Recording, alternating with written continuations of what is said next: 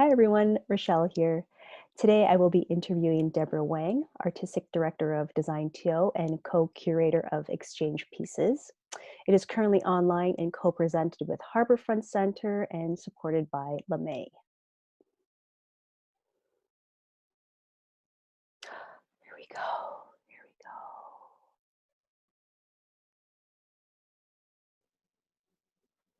go. Hello, Hi, how are you? I'm good. How are you? Pretty good. Well, thanks for taking some time on a Saturday to chat. No problem. Yeah, so I really want to congratulate you on a really well done design week. Like the festival was really able to transition from like in real life, but kind of not really in real life to virtual. So what were your thoughts on this new like hybrid format? Yeah, thanks. I know you've been attending a lot of things, so I want to Yes. say thank you to you for that.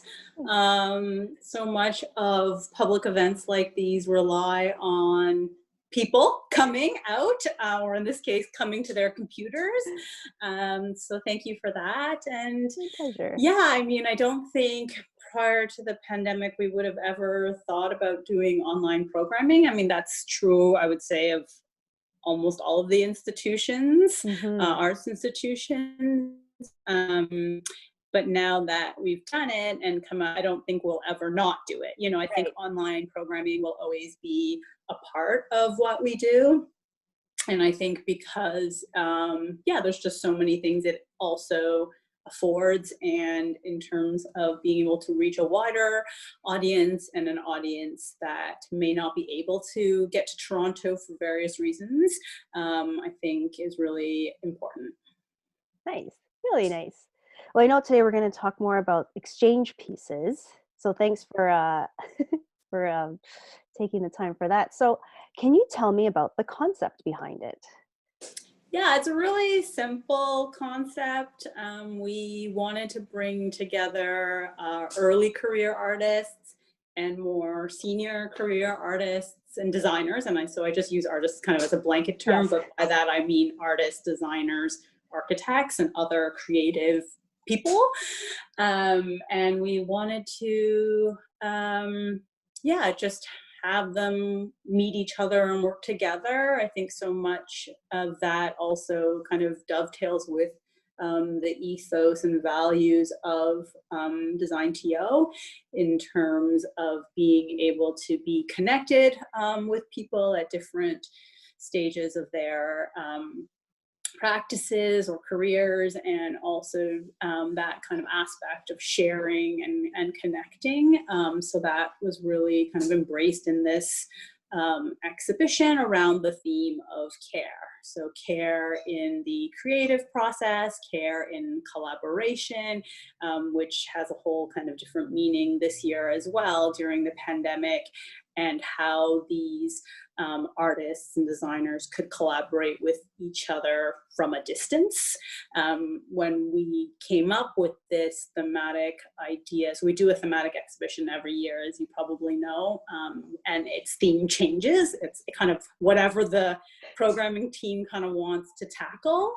Right. So in that sense, we have a good amount of flexibility, and we're able to kind of respond to kind of contemporary issues that are relevant in the world, but also of interest to the team. And yeah, but even at that time, which was early spring, we didn't know what would happen. I think at that time Oh, we thought there would be an in-person yes. exhibition. We've been working with Harbourfront Centre for several years now, and in addition to them participating in the festival in a larger way, we also co-present this exhibition that would ordinarily take place at their At their main site. gallery, the Yeah. art court gallery. So at that time, in the spring, we thought there was a possibility it could be in real life. I don't think at that time we Nobody thought, knew. nobody knew. Yeah, exactly. We Nobody. didn't know that it would, be still this situation. But we did think that still there would be a potential that when these uh, artists were selected, that they might be collaborating in non-physical ways. Right. And so we left that really open in terms of what it was that they were going to create. So we had an open call process, which is really important also to DesignTO. We really like to have open calls for submission that are free to apply to, so that, you know, people feel able to apply if it's, you know, of their interest. And we also get to learn about new artists and designers that we may not have known about before. Some of the people who did end up applying, we knew before or had heard of them. Some we didn't. And we also invited a couple of artists and designers as well who we thought would work well with the theme. Gotcha. Because that was going to be my next one. I was like, how do you decide, right? Because these artists are emerging, and then some are very diverse background, and then some are very accomplished, right? So that, so you kind of said that, you know, you open call and you kind of invite some and you kind of knew some, but then how did the matchmaking happen when you were trying to do that type of, that, I don't know, fusion? So we also, in our application process, asked people to self-identify if they were emerging or a new practitioner, early career, or a senior. So that was part of the process. Like we, want people to identify themselves and put themselves into, in this case, kind of the two kind of categories of their experience levels in art and design. And then we juried this submission with external jurors. Okay. So there was myself, two other people from my team, Olga Schellenberg and Robin Wilcox, who are working on this exhibition. And then externally, or half externally, Melanie Egan, who is the Director of Craft and Design at Harbourfront Centre, so from our co-presenters perspective. And then in this year, the external juror was Bo Gomez, who is a photographer and curator. Don't know if he's still currently, but was at that time working with the Critical Distance Center for Curators. Okay. So he was our external juror. And so we reviewed all of the submissions together. We discussed them and shortlisted, and also did the kind of the pairings together based on different people's practices and how we thought they could, how that relationship or what that fit might be. So this is what I love about doing things digital is, can you share your screen and let's go through some of the exhibition, and maybe you can like highlight some of the projects that you found, you know, your favorite or found interesting?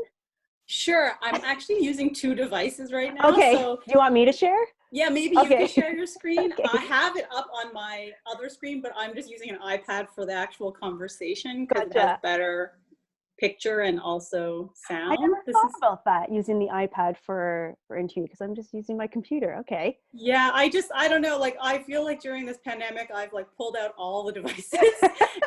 Some that are really old, like I have a very, very old desktop computer, but that still works. I have an old laptop. I have a newer iPad. I use my phone sometimes, and it's just like, it's a big cacophony of like what's going on where, and is it charged, and you know. Yeah, I think that's the main thing. Is it charged, and will it last for like what I need? Okay, so I'm on the site.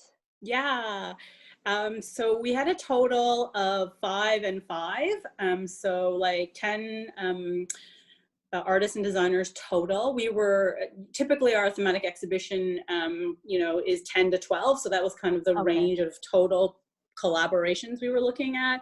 And yeah, so here I guess a little bit of explaining to do on this page is that there are 13 works here. Yes. 5 of them of which are actually the exchange pieces, the collaborative pieces, 8 of which are individual, what we're calling solo works by the individual artists that they had created prior to this exhibition. Okay, because I was going through and I did see the pairing, and then I did just see work by artists. So okay, that explains that. Okay. Yeah, and those artists who are showing solo works have works that tie into the theme of care, and then the collaborative works don't have to address that theme, but the collaboration itself is an act of care, is what we think. Yeah, so we could start with, oh my gosh, there's so many. We could start with Happy Places. That's one of the collaborative works by Leigh Dotey and Amy Wong. And Leigh actually spoke with our executive director, Jeremy Vandermeer, on an Instagram live video. So if you want to watch that, I've watched parts of it. I also have trouble keeping up with our own social during the time, but there's lots of good content, and Jeremy has been interviewing different people from different projects and throughout the festival, so there's some good stuff there. So Leigh and Amy and everybody here, it's important to say, like, no one knew each other before. Right. And a lot of them were really eager to collaborate, which I think was really great. I think that kind of mystery of us putting together these pairs was of interest to them, and also they enjoyed and found fruitful as well all the feedback that you know, I'm getting and I've heard. Olga on my team, she was the one who initially had meetings with everybody, you know, in the pairs and kind of launched them, and then they met in between, and then I was there with her at the kind of final meetings right before the holidays when, you know, we needed the work to start coming in so that we could populate it on the website. So this is a film they created. I don't know if you had a chance to watch it. I love the cutouts that go through it. Maybe I'll play a little. Yeah. Let's see here. So did they ever tell you about their process in terms of sending material and then trying to put it together? Yeah, I heard a little bit about this process, which was that they basically created, so they spent some time just getting to know each other as people. And I think that was really great for the artists too, like, you know, in this time when we're all sheltering in place and kind of limiting our interactions, I think it was really critical for them to engage with someone else that was kind of outside of that reality. And so they spent some time getting to know each other, and then I believe what they did was they set up like a Google Drive and started putting materials in that drive and just sharing with each other, like, things that were interesting to them, some of their drawings, some of these kind of moments where they're just doing something very like tactile and in a way kind of maybe therapeutic, that kind of, you know, these motions and touching. They shared I think photos of the places they were in, because Leigh's in Philadelphia and Amy's in Toronto. And then in the Instagram live interview, I learned that it was Leigh who created the music for this video. That's her music. She used to be in a band, so that was something I learned. So that was another aspect of creating this short film. And its title, I think, is really appropriate, because when I watch it, I do feel happy. Like I don't know if you experience the same thing. No, I totally did. I like it where, you know, spoiler alert, there's like a baby laughing at the end that you just can't help but smile. Yeah, and I think like baby toes too, like a toddler's toes, and I yeah, and this stuff. I love these. Amy's son. Yeah. Little cutouts. Yeah, and I think the tigers also comes from Amy's painting work. Yeah, there's just these like lovely layers of things coming together. Oh, and there's another really tactile kind of, you know, act of like squeezing what looks like a tomato. Right. Yeah. So this is very, very, very fun stuff. Yeah, and maybe I'll talk about another one that kind of links to this in some of their process. If you go to Layers of Labor of Love. Okay. That was a collaboration between Khadija and Laura. And at this one you kind of read more in the description, but they also exchanged material for collage work, which they both have an interest in. So they would exchange files and kind of the raw materials and then they together created these new collage works. This is also something that you will be able to see in real life in a window installation in the spring. It was supposed to happen during the festival, but because of the latest stay-at-home orders that happened here just before Christmas, the installers, not the artists, but the installers of this work decided that it wasn't essential. And so that it is now postponed into the spring, but it's really great that Harbourfront found a spot for it in the spring and that it will be presented later, but you'll be able to see both this work as well as a solo work by Laura on the windows at Harbourfront facing the square that's on the east side of that building. Okay. I love that. It's not essential. Like, but it is. But it is. Yeah, it's interesting that, I mean, that's kind of a broader subject matter, but like, yeah, what's deemed essential, what's deemed not during this time. And I guess in the installer's eyes, the artwork was not on their essential list, even though they would have installed it completely outdoors in a giant square, so very little actual risk. But yeah, so that's kind of just something that we're dealing with, kind of back to what your initial question was about, you know, how we're faring as a festival. It's just like we're just rolling with all these changes, the situations. Some designers themselves didn't want to install their window installations because they thought it would be poor public perception of, you know, that idea of drawing people to a spot, which we totally understand. So there's, you know, lots of activity on our website in terms of updates and things, and there will be an interesting kind of after effect of the festival because projects like this one and others have been postponed. So there's almost like this kind of trailing you know, of the festival, where as those things are able to happen, we will be you know, broadcasting that, and there'll be kind of these opportunities to see things through the spring. I mean, I think that's exciting because, to be honest, going out in mid-Jan to go see things is quite cold, Deborah, but seeing that things are going to be able to be seen in the spring, that's something to look forward to. Yeah, we kind of got used to the cold, and we got our obligatory snowstorm, you know, like earlier this week. So that was interesting too, because it was a little bit kind of mild for January. You know, it's not really a festival week without a snowstorm, and some kind of challenging weather to deal with. So yeah. Oh, that's exciting. Okay, maybe just one more. Sure. Let's see, another story. Yeah, let's go to Stories of Care. Okay. Is this the collaborative one? Oh, this was actually did not end up being one of the collaborative ones, but let me talk about this one anyways, because it's interesting, because Jennifer created this work for this exhibition. So it kind of stems from work she had been doing before in terms of gathering the stories of Filipina care workers, and she's also been involved gathering stories of new immigrants, you know, and other things.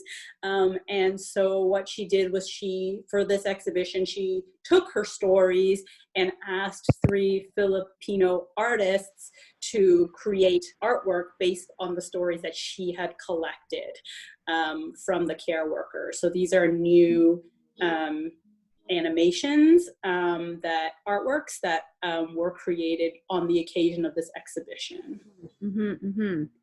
I mean, this one is close to home, seeing that, you know, this is my background, and this is how a lot of my family had to come to Canada.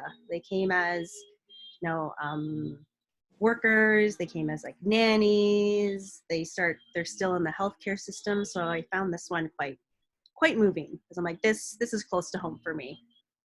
Absolutely, and I'm glad that you shared that with us. Yeah. So this is great. So these are and then in Jennifer's collaboration with the artist Moira Ness, it's interesting because Jen is trained as a designer, and I think she went to the Strategic Foresight and Innovation program at OCAD as well.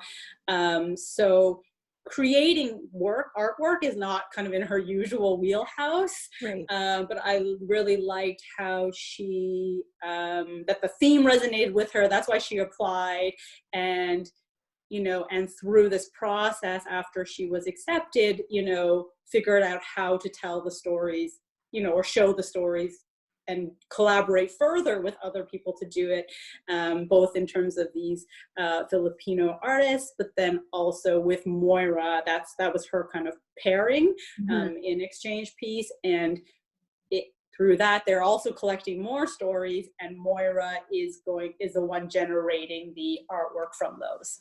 Very cool. Very cool.